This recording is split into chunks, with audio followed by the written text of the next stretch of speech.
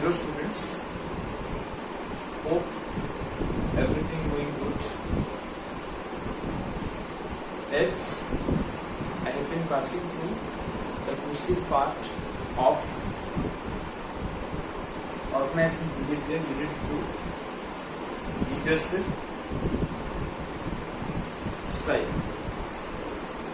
I have been discussing four major leadership style. But just before that, prior to that, I have been explaining what is leader, what is leadership, what are the key characteristics and feature of leadership, and I can say I also explained what are the effective leadership qualities or what are the key qualities to become a successful leader. Today I will complete the leadership style with two more important pattern of leadership style. As far as the as far as the leadership style is concerned, till date I explained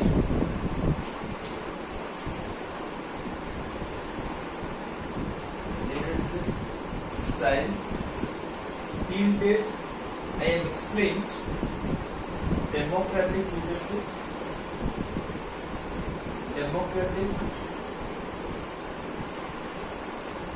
autocratic. I completed two important leadership pattern style where I discussed democratic and autocratic leadership pattern. I explained that how democratic leader is the most flexible leadership pattern where the leader allows all the people, all the subordinates to participate, to come up with constructive ideas, to come up with different sort of opinion in order to achieve this goal. Ultimately, leader takes decision, but after considering the opinion, proposal which is openly given by the subordinates. I don't want to repeat this again. I explained what are the characteristics, what are the advantage and disadvantage of this democratic pattern. Autocratic pattern, opposite of democratic pattern, which autocratic pattern, where autocrats, which is known as authoritarian leadership, where autocrats or the leader acts as an authoritarian. He possesses all the power and authority in his hand, and he imposes this. He imposes this in order to solve the, or in order to achieve the group goal and objective. As far as this pattern of autocratic or authoritarian leadership pattern is concerned, which is most rigidity or rigid part of style of leadership, where the leaders try to achieve the goal at any cost, and he try to impose the complete power and authority on the group goal. I also explained the positive characteristics and disadvantage of this pattern. I don't want to repeat again. Next it is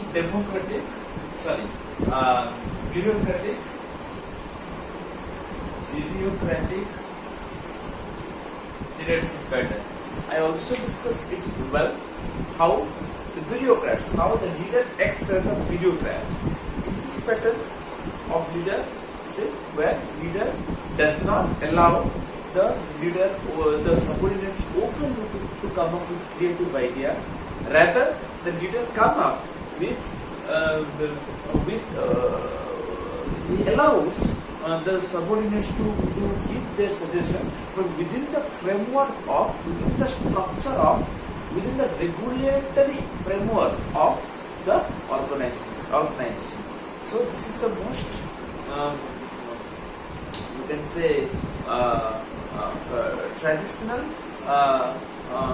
conventional and traditional. पुराने तरह के old traditional and organization structure, usually leader those who are working in governmental bureaucratic form, they try to come up with they try to achieve the task, but within the structure of the organization, within the structure of the organization, within the rules, guideline and regulation of the organization, he tries to administer his subordinates and achieve the task with help of a given power and authority by the organization. I don't want again to explain this bureaucratic pattern. Also explained, and I also discussed that how democratic, autocratic, bureaucratic and laissez-faire pattern of leadership, which is also known as free rein leader. This already been discussed, but today I just conclude this chapter of leadership with two more leadership patterns. I just want to revise all the styles so that you will have a concrete idea and a positive understanding. So laissez-faire is a pattern of leadership where the leader hardly does anything, where the leader hardly work. He simply communicates what to do and what is the ultimate goal, and he allows all the subordinate, all the group member, all the team member to work together according to the wish of theirs. Simply the leader in this pattern of leadership of free rein leadership, where leader give the open hand, free hand to the subordinates decide their plan, their procedure, the methods, the technique, the time framework, what to do, how to do, when to do, where to do, for whom to do. All such WH question will be decided, and decision making also done by the subordinates or the group members, but hardly the leader perform anything. So this is also a very typical form of leadership, what I explained last class. Today I have to explain two more pattern of leadership. This has been explained last class. I don't want to go detail. I will discuss two more pattern or style of leadership in detail. That is charismatic leadership. What is charismatic leadership?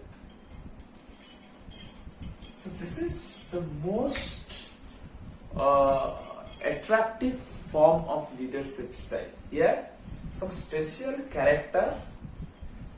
It's the charm of the leader. What do you mean by charm?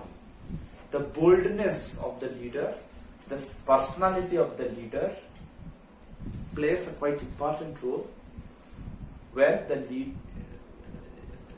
leader in his extraordinary quality and qualification, extraordinary attitude, style, the leader tries to, you can say, it tries to motivate, encourage in his action. He possesses full strength. He possesses all the energy, passion within him to do the task. The charismatic leader possesses all such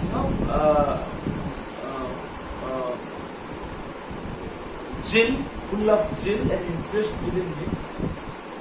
So with that charm, that charisma motivates, stimulates the group members to achieve the task. His key advantage, the leader's key advantage is his own self-confidence. He is a very good communicator. He is a very good, you can say, he possesses the, you can say, the gene to influence. He knows the art of influencing people. He possesses that capability to attract, draw the attention of people. He never wants to impose anything. Rather, people automatically people automatically tries to contribute good for the sake of the benefit of. So I will explain what are the good and bad points. Charismatic leader, the advantage is the leader do not concentrate much on each and everyone's task. In fact, rather the leader requires to attract by his excellent behavior. So it is very easy. You can say it's quite easy. Easy for what? Easy to draw the attention. Easy to do the work being done by others. So here, this is the most, you can say, easiest part of getting the task done through others in their action. What I can say, that is what charismatic leaders' advantage, key advantage. Second advantage of this leadership pattern, here the leader possesses. All people can't be a charismatic leader. They must have certain extraordinary quality and qualification. They must have extraordinary trait and personality. So where there may be a chance of learning. You can say learning part is little bit high in case of a charismatic leader, where the leader there may be a chance of slow to learn, and zeal and confidence, always energy is always full in the leader, which indirectly encourage the subordinates to perform. What I can say, this is another characteristic, another advantage of this, another characteristics, or I can say advantage or merit of charismatic leadership. One more example I can say, one more advantage I can see in charismatic leader, that this kind of leadership can at a time binds the all the subordinates in a single thread. He knows that so the coordination auto-created, self-created, self-motivated team can be. So no hard-fast rule works, rather a simple instruction, simple. So very, you can say there may the communication between the leader and the subordinates is little bit strong in case of charismatic leader. These are the advantages of charisma or charismatic leader. What is disadvantage of charismatic leader? I can say the major disadvantage of this particular pattern of leadership is the leader acts as a one-man army, single individual controls. So one person fail, the whole group fail. So I can say the leaders one-man army attitude every time may not work. Sometimes there may be chance of, in case the leader fails, so automatically all the group members may fail. So second, it is followers blindly believe. So blind belief of followers simply lead to this may lead to a threat sometime. So although it's a bold framework, but sometimes poses some disadvantages of this particular charismatic leader. So I just like to give a very good example of a charismatic leader in India. In political scenario, if we will see the present Prime Minister, Mr. Narendra Modi, I can say he is a charismatic leader because he possesses that quality, to attract people. He in Twitter you will find crores of followers. After Trump, you may not expect this kind of followers in Twitter. In social media is very active. People follow him. People blindly accept his ideas, thoughts. He is a very good speaker. He is a very energetic fellow. He encourages every section of the society in his speech. Understand what I'm talking? So charismatic leader is such kind of leader that possesses the boldness, that possesses that enthusiasm within them, and that is something what I can say, a charismatic leader. And I can say everyone should be a charismatic leader. For that reason, you require to develop charm within you, charisma within you. You can also be a very good charismatic leader and speaker. So last but not least, situational leader. Situational leader. So as the term suggests, that how a situation or situational leader. So here in this pattern there is no specification or no specific style of leading people. Rather, I can say that in situational leader act differently as per the situation demand. So which makes a person true leader. He is not at all rigidly follow any one pattern of leadership style. It is a mixture. Situational leadership is the mixture of democratic, autocratic, bureaucratic,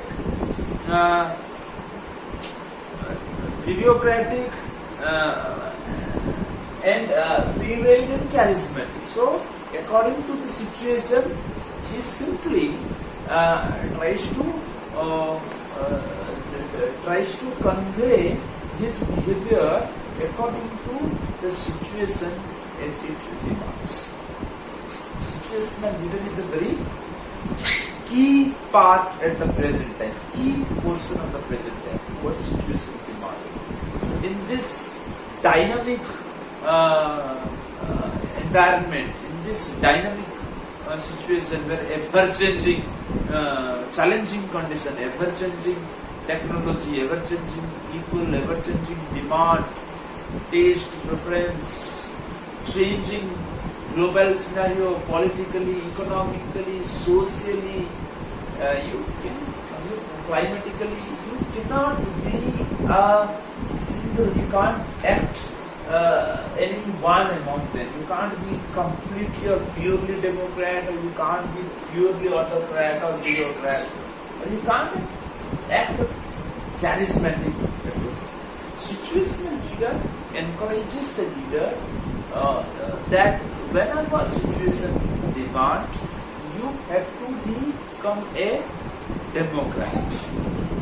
Where situation demand, when the leader feels that in my team I possess a group of people, they may contribute constructive ideas for the sake of achievement of goal. So when the leader feels that I possess a strong team, then it's good to get or to draw the ideas from each and every people. He can be a Democrat. But if the same person will hinder a group where there is relatively less competent, less experienced, or you can say ordinary kind of people are there, and the leader himself possesses the strong knowledge, so he did not require to take opinion from others, because he knows that they are quite weak in their ideas. So hardly he required to get it positively, rather autocratically, that means authority, he must require to use the authority in order to achieve the goal from them. But sometimes the leader, every time the leader cannot work positively or actively inside the group. Sometimes the leader is required to give some, when the leader feels that the fellow members are well capable enough to perform their task, then he simply required to communicate the goal and they let them do, and I can concentrate on other tasks and people will complete it. What is that confidence on the group member? Then simply the leader can be a free leader or laissez-faire leader. Or sometimes the leader required to perform like a bureaucrats. Required to follow the rules, regulations, guidelines within the framework of the organization he used to perform. So situational leader always try to must have that dynamic pattern of leadership where he possesses all the positive part of all the leadership pattern, and wherever situation demand accordingly he will apply, he will use that in order to achieve that task. Right? And sometimes situational leader has to be very charismatic when he feels that I can't be an authoritarian, I can't be a democratic, I can't be a legislative, or you can say bureaucratic, or so he has to act as a charismatic, because charismatic leader can influence, can attract, can appeal people productively, and tries to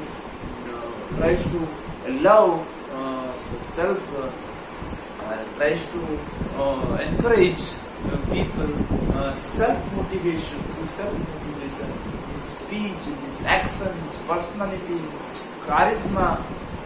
So leader can be must possess all such style within him or her in order to make the goal successfully achieved in a given framework, in an effective, efficient manner. So these are the most important style of leadership pattern. What I can say that may effectively implement in the organization, or anybody among you. You choose your own pattern of leadership. You can choose your own style of leadership, and you require to be a leader. You can't remain dumb, or you can't act as a laissez-faire. Laissez-faire is a typical pattern. But whichever leadership you like, you believe that is suited to your personality, you develop this, or try to achieve, try to possess democratic view, democratic, autocratic, bureaucratic, charismatic, or laissez-faire within you. If you want to become a dynamic leader, if you want to become a situational leader, it is well fine. So this is all about today's session. Hope you understand different leadership style, because without leadership, actually it is very crucial quality and trait for every individual, for every manager, for every executive in their job life, in their professional life. Whenever you join a company, you definitely feel that this particular pattern of leadership definitely work, definitely impact the behavior of yours, the behavior of your colleague, the behavior of your subordinates, the behavior of the superior. Everything will be definitely impacted by the way you eat, the way you act, the way you can say head or heading towards the organization. So next class onward, I will start Unit 3, but just before that, I just like to have a quite. I will discuss one more case on this pattern of leadership only. I will discuss one more case next week if possible, and I hope the next group will be talkie and group. Again I am telling you, the next group will be talkie and group, who will present the case related to leadership. I will explain or discuss a case, and that case will be solved by the talkie and group, and effectively required to be present on the given date. This is all for today's session. Thank you very much. Take care.